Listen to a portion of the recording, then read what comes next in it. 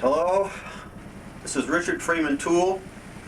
If you're looking at this tape, you probably already know who I am. Composer, conductor, violinist, violist, teacher. I am making this recording for the benefit of students of mine who would like to see my violin method, which I've put together over the last 20 years of teaching, based largely on the work of Paul Rowland of University of Illinois, but whose work I have expanded on and come up with a method of my own, which seems to be very successful with young people. And I'm making this tape to give to students of mine who are leaving the country, as it were, and also for teachers who might at some point benefit from my experience and success. So, what we will have now in the next hour and a half to 2 hours is a very quick run through of my entire violin method, starting with the bow, then the left hand, and hopefully these concepts will help people learn to play the violin in one way or another. My principal concept, which differs greatly from the way violin is taught to young children for the most part, is that I teach the technique in advance of the literature. The biggest problem I find with the Suzuki method, and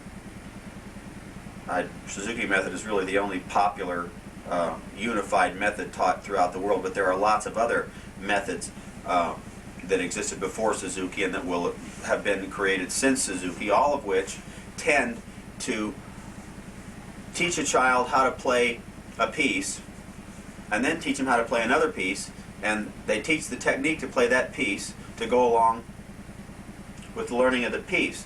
I work somewhat differently. I try to prepare the student from the very beginning for an advanced career on the violin, which means that the technique is prepared ahead of time. So things that I teach right off from the beginning with the bow and the left hand are things that the student may not use for a year, 2, 3 years in advance, but will ultimately use. The problem with the way that the Suzuki book, for instance, is laid out is that for the first 2 or 3 books, we have almost all first position work. So the student learns to do simple, fairly uncomplicated bow techniques, which are good for starting kids off to play music, but not good for preparing a violinist to play the violin. Music that can be played in first position can be played many ways in first position. And the consequence I see most of the time is this position right here.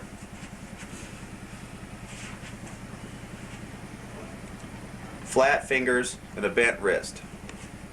Now, teachers, any good teacher, reasonably experienced teacher, will say, no, don't bend your wrist like that, bend your wrist out, so the student does this. Either one of these ways, and I have this little exercise. Bend your wrist like this and wiggle your fingers. Feel the strain on your fingers. Now, hold your hand like this and wiggle your fingers. More strain. Now make your wrist straight and wiggle your fingers. That is the most natural way of holding your fingers. So, this is how I teach the violin to start off, even though you can get away with playing the whole first Suzuki book like this.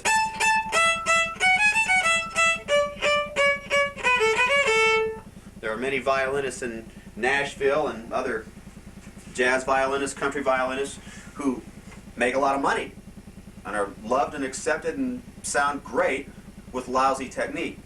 But those violinists will never be able to play the Paganini concerto, will never be able to play the Tchaikovsky concerto, will never be able to play in a classical music orchestra. And this is a very important thing to me, that any student that starts with me is serious enough so that music is become part of their life. And it becomes part of their life, then they should be able to look in advance and see the best playing that anyone is capable of, and that should be the goal that they should shoot for, which means again, the technique has to be prepared in advance. So, without more